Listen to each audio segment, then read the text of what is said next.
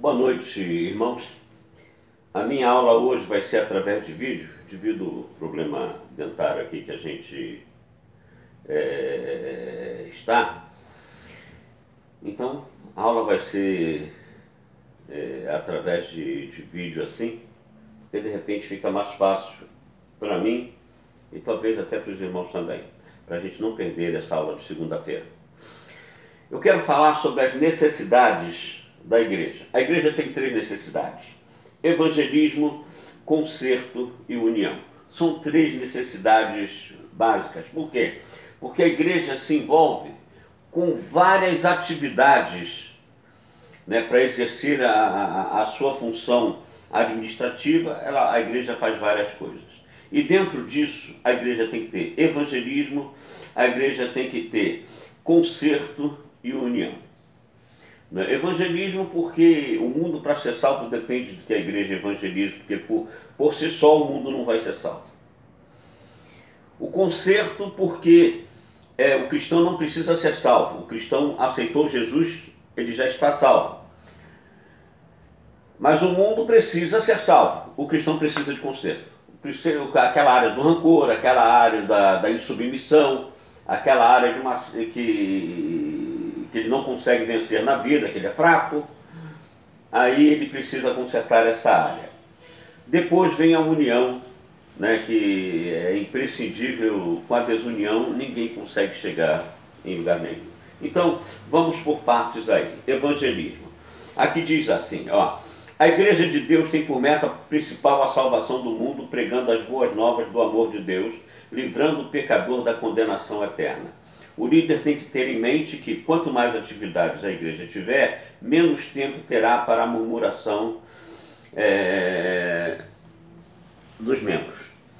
Isso significa que a igreja evangelizando, por exemplo, um grupo sai, vai fazer o evangelismo nas casas, vai visitar alguém, um culto em determinada casa de pessoa que não é crente, né? Outro grupo sai para evangelizar no hospital, outro grupo sai distribuindo folhetos, ou a igreja, ou todo mundo se envolve numa campanha de evangelismo, conferências que a igreja faz. Quer dizer, então todo mundo envolvido. Quando chega no final de noite do culto, está todo mundo com a consciência de dever cumprido. E tendo a consciência de dever cumprido, significa que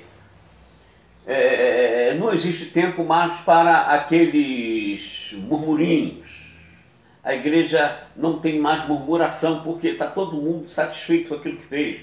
Um pregou a palavra lá num grupo que foi na praça, outro lá no calçadão, aí nas cidades que tem calçadões aí, fazendo trabalho junto com as suas igrejas, com faixas, todo mundo evangelizando. O mundo precisa disso para ser salvo. Precisa dessas atividades. Então a igreja precisa disso para ganhar o mundo para Cristo. Então as necessidades básicas começam com evangelismo. Ide por todo mundo e pregai o evangelho a toda criatura. É o imperativo de Jesus para todo mundo. Não é opção da igreja o evangelismo, não. É a necessidade básica da igreja, é isso. Depois nós temos o conserto. Quando nós temos, com relação ao conserto, áreas na vida do cristão que precisam ser trabalhadas, né? Aqui diz assim, olha: muitos membros das igrejas precisam saber que, independentemente de seus cargos, terão que ser ovelhas. Lembrem de uma coisa: Deus não lida com cargos, Deus não lida com patentes, Deus lida com servos. Ou eu me chego diante de Deus como servo, ou Deus não me aceita. Se eu fosse presidente de não sei o que, Deus não me aceita porque sou presidente de não sei o que. Ou Deus me aceita, ou eu me chego, né? Ou eu me chego diante de Deus como servo, ou Ele não me aceita. Então, o conserto, né, é imprescindível. Por quê?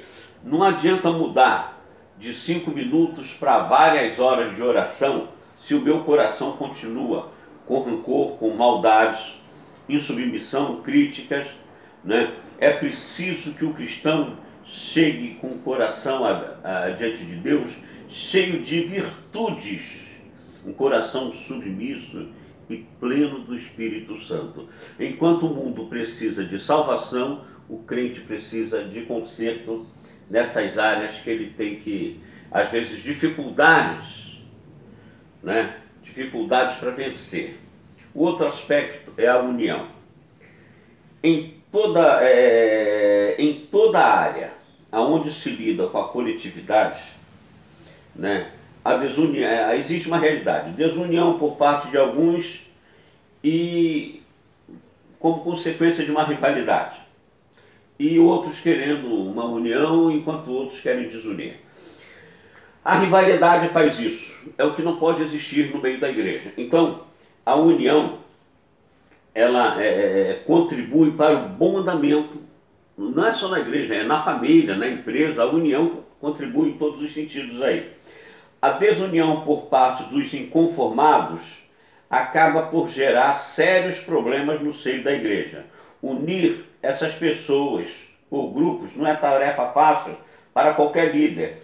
A maioria das vezes, a desunião que ocorre na igreja é porque já está sendo fruto, muitas das vezes, de uma desunião que já começa até mesmo na família. Então é preciso haver, o líder tem que ter em mente que ele tem que possuir meios de despertar essa união, porque você trabalha com o coral, você trabalha com a união de jovens, né, a união de mulheres, a união de homens, oficiais, escola dominical e vários outros grupos. O indivíduo não precisa concordar com aquela direção, mas ele não precisa desunir o grupo. Ele não precisa concordar, né, com o aspecto ali da liderança, mas ele não precisa ser instrumento de desunião, de discórdia. Ele pode chegar mesmo não concordando, mas ele pega, é o grupo dele, é a igreja dele, são os irmãos na fé. Então ele pega agora e trabalha junto, puxa essa corda junto. Isso vai ajudar demais. A conduta do líder no aconselhamento, a gente viu também numa outra aula que é importante que o líder, quando ele sai para uma visita, ele deve estar sempre acompanhado de alguém.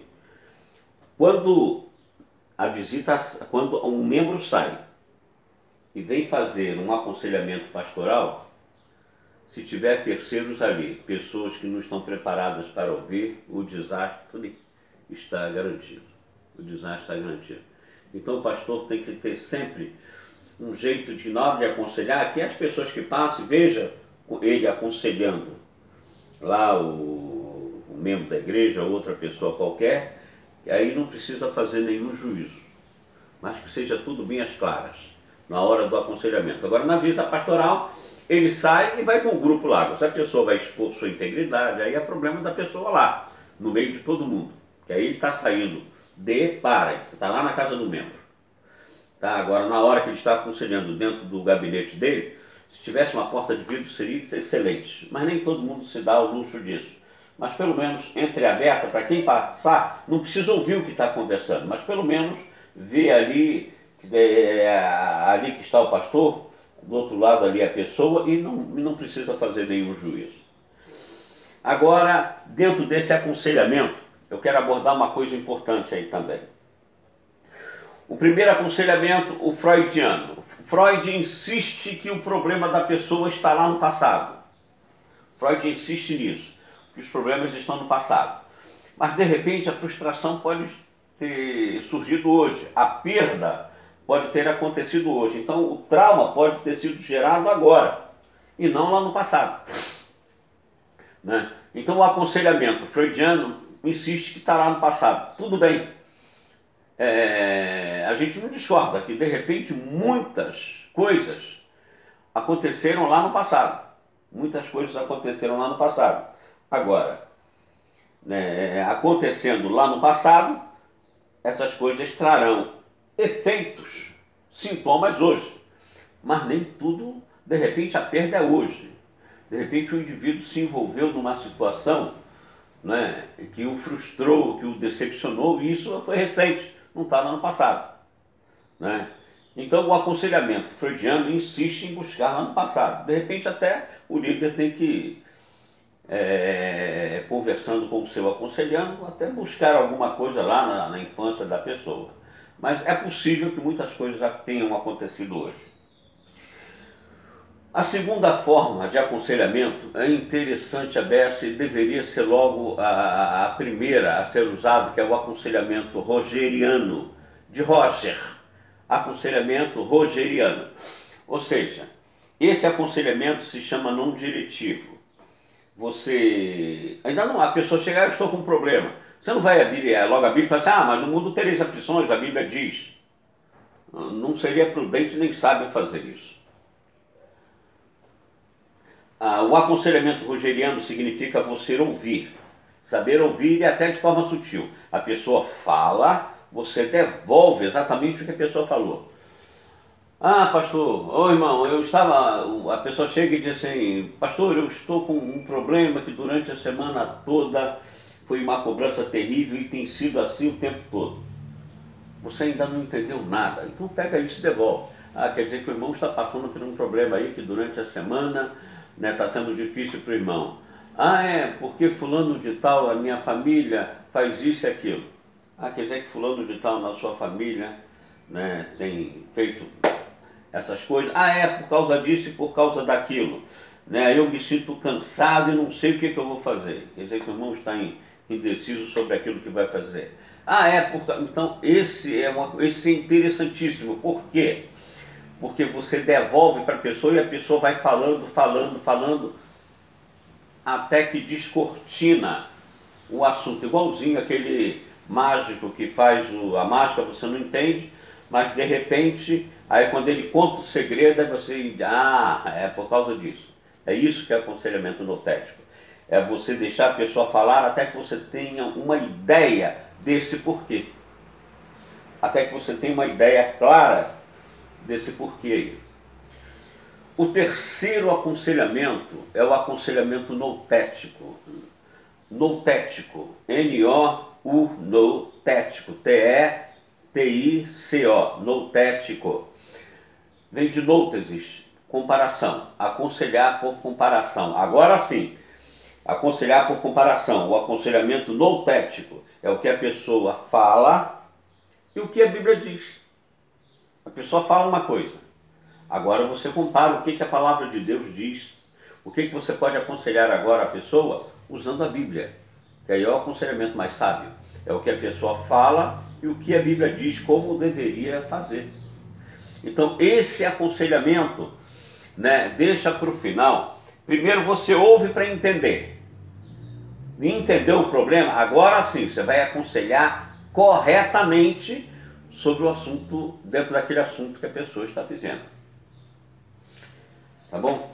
Essa foi uma aula rápida aqui, né? Devido ao meu problema aqui com o dente, eu dei essa aula através do vídeo. Que Deus nos abençoe, abençoando aí cada um possa fazer uma excelente prova na próxima segunda-feira. Ok? Amém.